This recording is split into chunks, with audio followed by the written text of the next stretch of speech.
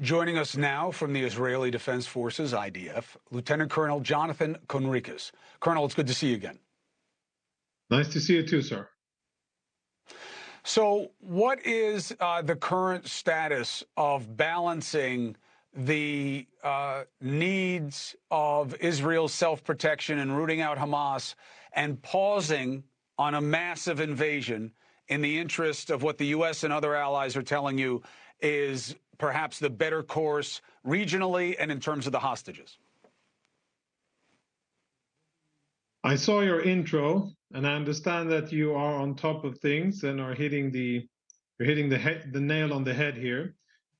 What we are trying to do is to be what we are, not only trying, is ready to invade with ground forces around Gaza that are prepped, equipped, and ready to fight.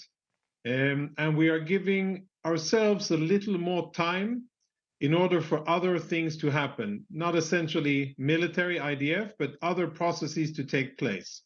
But the bottom line is, we make good use of the time that we have for additional preparations.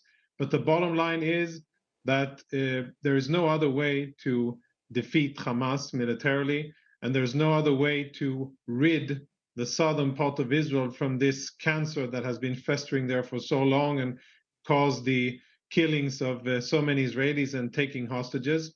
That cannot be done only from the air. So it's clear what needs to be done, and the IDF will do it once ordered by our war cabinet. So are you saying, Colonel, that it is inevitable that a large-scale ground invasion must happen? There's no other way? The goals that the cabinet has set forth is to dismantle Hamas militarily and administratively, which means basically no Hamas in Gaza and no military capabilities capable of threatening Israelis. So I'll leave it open for people to assess that themselves, and I'm definitely not going to dictate to my democratically elected leaders what and when to do, but these are the goals stated, and that is what the military, my military, is prepared to do.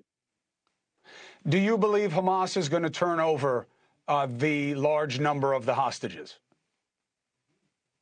I believe, based on how we are seeing Hamas handling this so far, is that they're going to try to run some kind of basic psychological warfare using the hostages, the most vulnerable hostages, as bargaining tools.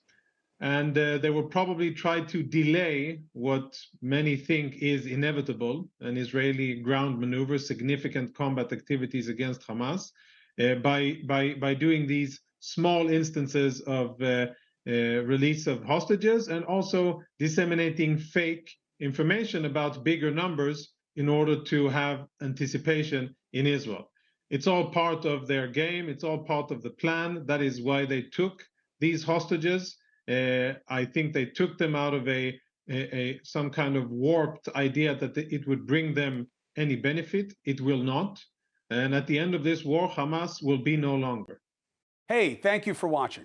Please go to newsnationnow.com, newsnationnow.com, and you can find NewsNation on your television provider. And don't forget to click the red subscribe button down below.